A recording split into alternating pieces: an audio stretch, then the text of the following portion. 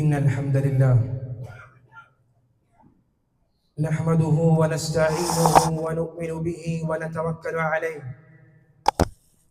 ونعوذ بالله من شرور أنفسنا ومن سيئات أعمالنا.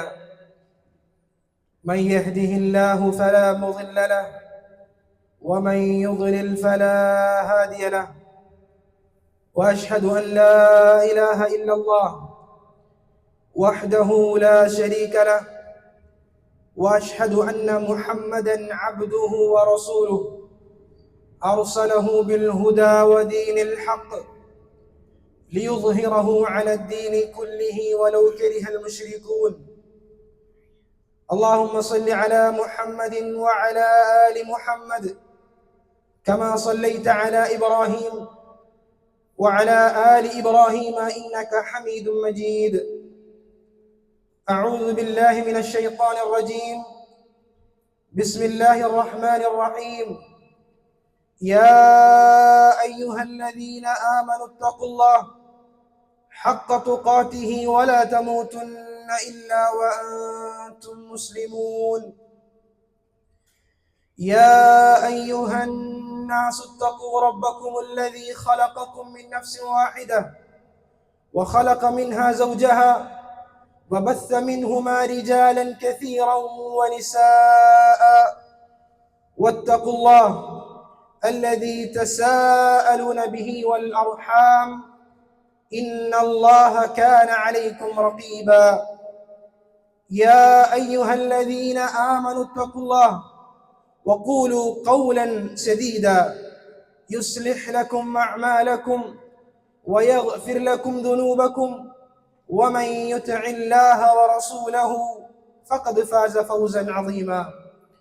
أما بعد فإن أصدق الحديث كتاب الله، وخير الهدي هدي نبينا محمد صلى الله عليه وسلم، وشر الأمور محدثاتها، وكل محدثة بدعة، وكل بدعة ضلالة، وكل ضلالة في النار. يا عباد الله، أوصيكم ونفسي أولا بتقوى الله عز وجل. ഏറ്റവും പ്രിയം നിറഞ്ഞ സത്യവിശ്വാസി സഹോദരങ്ങളെ, സുഹൃത്തുക്കളെ,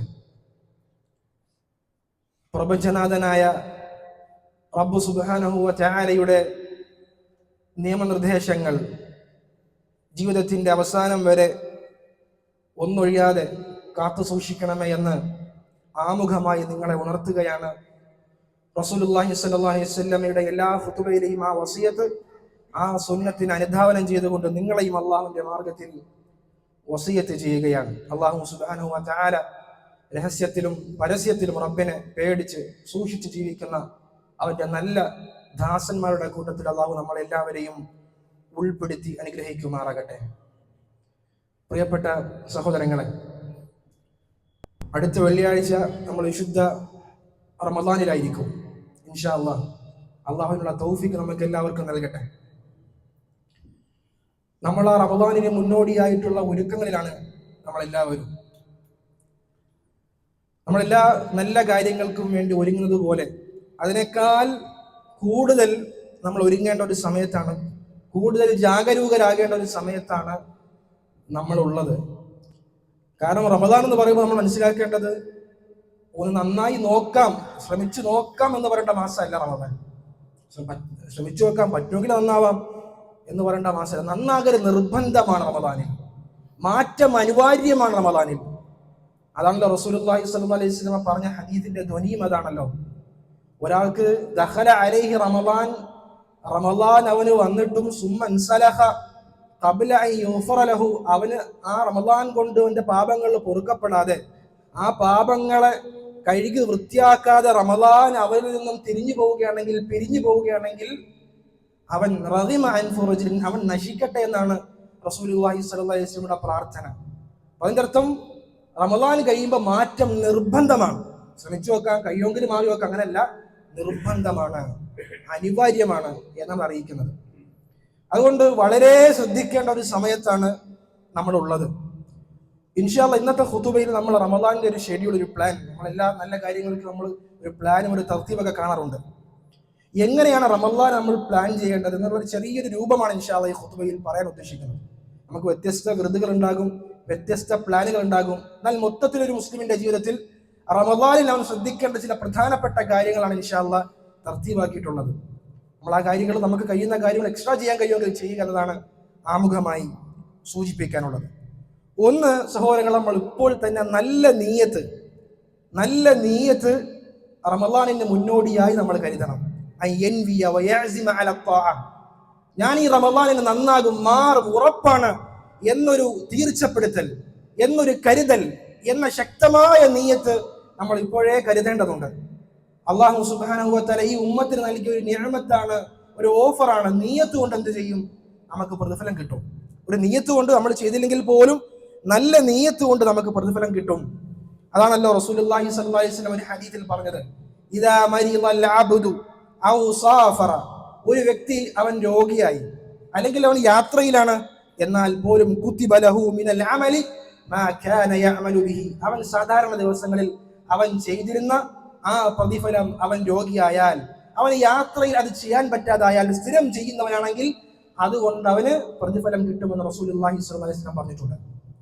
മറ്റൊരു ഹദീസിൽ റസൂലുള്ളാഹി സ്വല്ലല്ലാഹി അലൈഹി വസല്ലം പറഞ്ഞു, മൻ ഹമ്മ ബിഹസനത്തിൻ ഫലം യഅമൽഹാ, ഒരാൾ ഒരു ഹസനത്ത്, ഒരു നന്മ ചെയ്യാൻ ഉദ്ദേശിച്ചു, എന്നാൽ അവൻ ചെയ്യാൻ പറ്റിയില്ല, കുതിബത് ലഹു, അങ്ങനെ ആയാൽ പോലും ഹസനത്തൻ, മറ്റു റിവായത്തിൽ ഹസനത്തൻ കാമിലത്തൻ, അവൻ ആ നല്ല നിയത്ത് വെച്ചതിന്റെ പേരിൽ ഒരു പൂർണ്ണമായ നന്മ അവന് രേഖപ്പെടുത്തപ്പെടും. സുബ്ഹാനല്ലാഹ്, അല്ലാഹുവിന്റെ കാരുണ്യമാണത്. വമൻ ഹമ്മ ബിഹസനത്തിൻ ഫഅമിലഹാ, ഇനി ഒരുവൻ അവൻ നന്മയ്ക്ക് നിയത്താക്കി ഒരു ഹസനത്ത് ചെയ്യണം എന്നവൻ നിയത്താക്കുകയും അതവൻ ചെയ്യുകയും ചെയ്താൽ കുതിബത് ലഹു 10 ഇലാ 700 ضعف, 10 മുതൽ 700 ഇരട്ടി വരെ, 700 ഇരട്ടി വരെ അവന് പ്രതിഫലങ്ങൾ വർദ്ധിപ്പിക്കപ്പെടുമെന്നാണ്. 10 മുതൽ 700 ഇരട്ടി വരെ. സുബ്ഹാനല്ലാഹ്, ചെയ്താൽ നിയത്ത് വെച്ചാലും കൂലിയുണ്ട്. ഈ ശരീഅത്തിന്റെ, ഈ മതത്തിന്റെ വിശാലതയാണ് ഈ ഹദീസിൽ റസൂലുള്ളാഹി സ്വല്ലല്ലാഹി അലൈഹി വസല്ലം പഠിപ്പിക്കുന്നത്. അതുകൊണ്ട് തന്നെ നമ്മൾ നല്ലൊരു നിയത്ത് ഇപ്പോൾ കരുതുക. റമളാനിൽ ഇന്ന കാര്യം ഞാൻ ചെയ്യും, ഇന്ന അമലുകൾ ഞാൻ ചെയ്യുമെന്ന കൃത്യമായ നിയത്ത് നമ്മൾ ഇപ്പോഴേ അതിൻ്റെ ഒരു ദൃഢനിശ്ചയം, ഒരു ഉറപ്പ് നമ്മൾ എടുക്കേണ്ടതുണ്ട്. സഹോദരങ്ങൾ, ഇനി നമ്മൾ റമളാനിൽ ശ്രദ്ധിക്കണം. റമളാനിന് മുന്നോടിയായി ശ്രദ്ധിക്കേണ്ട ഒരു കാര്യം, നമ്മൾ ഇപ്പോഴേ നമ്മുടെ ഇസ്തിഗ്ഫാറുകൾ വർദ്ധിപ്പിക്കുക എന്നതാണ്. ഇസ്തിഗ്ഫാറുകൾ, കാരണം ശുദ്ധമായി കൊണ്ട് നമ്മൾ കഴിഞ്ഞ മുൻപിലൊക്കെ സൂചിപ്പിച്ചതാണ്, ഒരു ശുദ്ധമായ മനസ്സോടുകൂടി പാപങ്ങളൊക്കെ ക്ലീനാക്കിയിട്ടാണ് നമ്മൾ റമളാനിലേക്ക് പ്രവേശിക്കേണ്ടത്. മാത്രമല്ല, നല്ല അമലുകൾക്ക് മുമ്പും ശേഷവും ഇസ്തിഗ്ഫാറുകൾ വർദ്ധിപ്പിക്കുവാൻ നമുക്ക് ശരീഅത്തിൽ ഒരു ധ്വനി കാണാൻ കഴിയും. കാരണം നോക്കൂ, സൂറത്തുൻ നസ്റിൽ അല്ലാഹു സുബ്ഹാനഹു വ തആല മുസ്ലിം ഉമ്മത്തിന്റെ വിജയം, ജനങ്ങളെല്ലാം കൂട്ടം കൂട്ടമായി ഇസ്ലാമിലേക്ക് പ്രവേശിക്കുന്നു എന്ന സന്തോഷ വാർത്ത റസൂലുള്ളാഹി സ്വല്ലല്ലാഹി അലൈഹി വസല്ലം അറിയിച്ചതിന് ശേഷം, ഇദാ ജാഅ നസ്റുല്ലാഹി വൽ ഫത്ഹ് വറഅയ്ത അന്നാസ യദ്ഖുലൂന ഫീ ദീനില്ലാഹി അഫ്വാജൻ, ജനങ്ങൾ കൂട്ടം കൂട്ടമായി ഇസ്ലാമിലേക്ക് പ്രവേശിക്കുന്നത് കണ്ടാൽ ഫസബ്ബിഹ് ബിഹംദി റബ്ബിക വസ്തഗ്ഫിർ, അല്ലാഹുവിനെ സ്തുതിക്കാനും ഇസ്തിഗ്ഫാർ ചെയ്യുവാനുമാണ് അല്ലാഹു സുബ്ഹാനഹു വ തആല കൽപ്പിച്ചിരിക്കുന്നത്.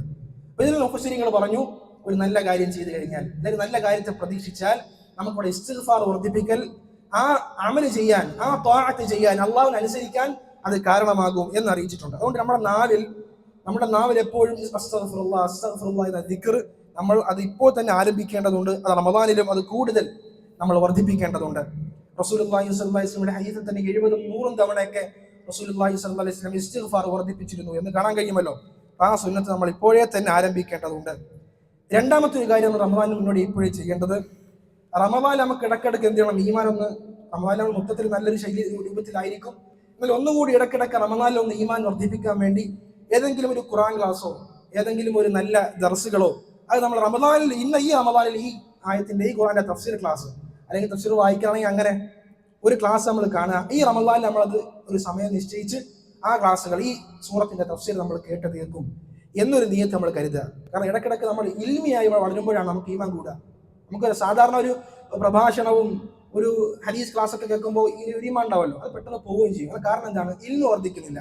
ഇൽമു കൂടുമ്പോഴാണ് ഈമാൻ സ്ഥിരപ്പെടുക, ഇസ്തിഖാമത്ത് ഉണ്ടാവുക. അതുകൊണ്ട് ഇൽമു വർദ്ധിപ്പിക്കാനുള്ള എന്തെങ്കിലും ഒരു ഖുർആൻ ക്ലാസ്സോ തഫ്സീർ ക്ലാസ്സോ ഈ റമളാനിന് നമ്മൾ കേൾത്തി തീർക്കും, ഈ സൂറത്തിന്റെ തഫ്സീർ ഞാൻ കേട്ട തീർക്കുമെന്നൊരു നിയത്ത് നമ്മൾ കരുതേണ്ടതുണ്ട്. ഇപ്പോഴേ ആ ക്ലാസ് നമ്മൾ കണ്ടെത്തേണ്ടതുണ്ട്. മൂന്നാമതൊരു കാര്യം അഹ്കാമു സിയാമാണ്. നോമ്പുമായി ബന്ധപ്പെട്ട വിധിവിലക്കുകൾ അത് റമദാനിന് മുന്നോടിയായി തന്നെ പഠിക്കാൻ ശ്രമിക്കാം. നമുക്ക് അൽഹംദുലില്ലാഹ് ഇന്ന് സാമൂഹിക മാധ്യമങ്ങൾ നമുക്ക് ലഭ്യമാണ്. അതല്ല എങ്കിൽ ഒരു പഠിച്ച ആളെ കൊണ്ട് പ്രധാനപ്പെട്ട സിയാമിന്റെ നോമ്പിന്റെ വിധിവിലക്കുകൾ റമദാനിന് മുന്നോടിയായി തന്നെ നമ്മൾ എന്ത് ചെയ്യണം? പഠിക്കാൻ ശ്രദ്ധിക്കണം. കാരണം റമദാൻ വന്നു കഴിഞ്ഞാൽ പിന്നെ ഒരുപാട് സംശയം, റമദാൻ പകുതിയായിട്ടുണ്ടാവും, അപ്പോഴാണ് ഒരു സംശയം. തറാവീഹിന് പിന്നെ 8 റക്അത്ത് വീട്ടിൽ പോകുമ്പോൾ നിയ്യത്ത് എപ്പോഴാണ് വെക്കേണ്ടത്? ഇത് എല്ലാ റമദാനും ഉണ്ടാകുന്ന സംശയമാണ്. ഈ റമദാനും ഉണ്ടാവും, എല്ലാ റമദാനും ചോദിക്കുന്ന ചോദ്യമാണ്, ഈ റമദാനും ചോദ്യം ഉണ്ടാവും. എന്താണ് ഇൽമ് സ്ഥിരപ്പെടാത്തത്? കാരണം പെട്ടെന്നുള്ള ഒരു ആവേശത്തിൽ ആ ചോദ്യം ചോദിക്കുന്നത് മറക്കുകയാണ്.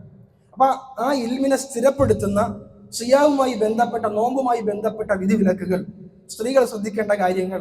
പക്ഷേ പല ആളുകളും അശ്രദ്ധയിലായി പോകുന്ന വിഷയമാണ്. സ്ത്രീകൾ അവർ ഹൈദ് ഉണ്ടായി കഴിഞ്ഞാൽ പിന്നെ റമദാനിന്നില്ലെന്ന രൂപത്തിലാണ് ചില ആളുകൾ. അങ്ങനല്ലല്ലോ. ഹൈദ് ഉണ്ടായിക്കാൻ നോമ്പ് വെക്കാൻ പാടില്ല, മുസ്ഹഫ് സ്പർശിക്കാൻ പാടില്ല എന്ന ചില നിയമങ്ങൾ ഒഴിച്ചാൽ റമദാനിലെ ബാക്കി എല്ലാ കാര്യങ്ങളും അവർക്ക് പ്രാവർത്തികമാക്കാമല്ലോ. അപ്പൊ അത് ഇൽമില്ലാത്തതിന്റെ പ്രശ്നമാണ്. അതുകൊണ്ട് തന്നെ കൃത്യമായി എന്തൊക്കെയാണ് റമദാനിന്റെ വിധിവിലക്കുകൾ എന്ന് നമ്മൾ കൃത്യമായി റമദാനിന് മുന്നോടിയായി തന്നെ ഈ ഒരാഴ്ച കൊണ്ട് നമ്മൾ അത് പഠിക്കാൻ ശ്രമിക്കുക. നാലാമത്തെ ഒരു കാര്യം നമ്മുടെ റസൂലുള്ളാഹി സ്വല്ലല്ലാഹു അലൈഹി വസല്ലം പറഞ്ഞ കാര്യമാണ്. റമദാനിന് മുന്നോടി ചെയ്യേണ്ട കുറച്ച് കാര്യങ്ങൾ പെട്ടെന്ന് പറഞ്ഞു പോവാണ്. റസൂലുള്ളാഹി സ്വല്ലല്ലാഹു അലൈഹി വസല്ലം അജ്വദൻ നാസാണ്. ജനങ്ങളുടെ കൂട്ടത്തിൽ ഏറ്റവും കൂടുതൽ ദാനധർമ്മം ചെയ്യുന്നത് റസൂലുള്ളാഹി സ്വല്ലല്ലാഹു അലൈഹി വസല്ലമയാണ്. റമദാൻ എത്തിക്കഴിഞ്ഞാൽ അടിച്ചു വീശുന്ന കാറ്റിനേക്കാൾ ശക്തമായി റസൂലുള്ളാഹി സ്വല്ലല്ലാഹു അലൈഹി വസല്ലം ദാനധർമ്മങ്ങൾ ചെയ്യുമായിരുന്നു. അപ്പോ ആ ഒരു ദാനധർമ്മം ഈ റമദാനിന് എനിക്ക് എത്ര സ്വതക്ക ചെയ്യാൻ കഴിയും, എത്ര ആളുകൾ എനിക്ക് നോമ്പ് തുറപ്പിക്കാൻ കഴിയും, എൻ്റെ ഈ മാസം കിട്ടുന്ന ശമ്പളം അല്ലെങ്കിൽ അടുത്ത മാസം കിട്ടുന്ന ശമ്പളം ഒന്ന് ശേഖരിച്ചു കഴിഞ്ഞാൽ ഈ സുന്നത്ത് എനിക്ക് എത്ര കണ്ട് ചെയ്യാൻ കഴിയും, എത്ര സ്വതക്ക കൊടുക്കാൻ കഴിയും, ആരെയൊക്കെ ഇഫ്താറിന് നോമ്പ് തുറപ്പിക്കാൻ എൻ്റെ വീട്ടിലേക്ക് എനിക്ക് ക്ഷണിക്കാൻ കഴിയും എന്നൊരു പ്ലാൻ നമ്മൾ ഇപ്പോഴേ കാണാം. അതൊരു നല്ല കാര്യമാണ്. സലഫുകൾ ആ കാര്യം ശ്രദ്ധിച്ചിരുന്നു. സലഫുകളുടെ ചരിത്രത്തിൽ 500 പേര് റമദാനിനെ നോമ്പ് തുറപ്പിച്ച ചില സലഫുകൾ നമുക്ക് ചരിത്രത്തിൽ കാണാൻ കഴിയും. അപ്പൊ ഇങ്ങനെയുള്ള ചില കാര്യങ്ങൾ റമദാനിന് മുന്നോടിയായി തന്നെ ആ കർമ്മങ്ങൾ തയ്യാറെടുക്കുന്നതിന്റെ ഭാഗമായി നമ്മൾ ഒന്ന് കരുതിയിരിക്കേണ്ടതുണ്ട്. ഇനി റമദാൻ എത്തിക്കഴിഞ്ഞാൽ നമ്മുടെ ഒരു ദിവസത്തെ നമ്മുടെ ഷെഡ്യൂൾ ഒന്ന് മാറേണ്ടതുണ്ട്. നമ്മൾ തഖ്വയിൽ അധിഷ്ഠിതമായ ജീവിതം നമുക്ക് നയിക്കേണ്ടതുണ്ട്. അത് കഴിഞ്ഞാൽ ഒന്നുകൂടി ജീവിതം ധന്യമാക്കുക, കർമ്മങ്ങൾ കൊണ്ട് ധന്യമാക്കൽ അനിവാര്യമാണ്. അപ്പൊ നമ്മൾ രാത്രി മുതൽ നമ്മൾ ഒരു ദിവസം ആരംഭിക്കുകയാണെങ്കിൽ, രാത്രി നമസ്കാരം മുതൽ ആരംഭിക്കുകയാണെങ്കിൽ, ഇപ്പോൾ തറാവീഹ് മുതൽ നമുക്കൊന്ന് ആരംഭിക്കാം. നമ്മൾ പിന്നെ പിറ കണ്ടു കഴിഞ്ഞാൽ തറാവീഹാണല്ലോ ആദ്യം ഉണ്ടാവാം. അപ്പോൾ തറാവീഹ് നമ്മൾ നിസ്കരിക്കുമ്പോൾ ആ തറാവീഹ് ഇമാമിന്റെ കൂടെ തന്നെ ഒരു ഇമാമിന്റെ പിറകിൽ നിന്ന് തന്നെ പൂർണ്ണമായി നിസ്കരിക്കാനാണ് ശ്രദ്ധിക്കേണ്ടത്. അതാണ് അഫ്ളൽ. കാരണം റസൂലുള്ളാഹി സ്വല്ലല്ലാഹു അലൈഹി വസല്ലം പറഞ്ഞു, മൻ ഖാമ മഅൽ ഇമാമി ഹത്താ യൻസരിഫ കതബല്ലാഹു ലഹു ഖിയാമ ലൈലത്തിൻ. ഒരു ഇമാമിന്റെ പിറകിൽ, ഒറ്റ ഇമാമിന്റെ പിറകിൽ ആരെങ്കിലും തറാവീഹ് രാത്രി നിസ്കാരം അവൻ പൂർണ്ണമായി 1ാമത്തെ റക്അത്ത് മുതൽ വിത്ർ കഴിഞ്ഞ് 11ാമത്തെ റക്അത്ത് സലാം വീട്ടുന്നത് വരെ ആരെങ്കിലും ആ ഇമാമിന്റെ കൂടെ നിസ്കരിച്ചാൽ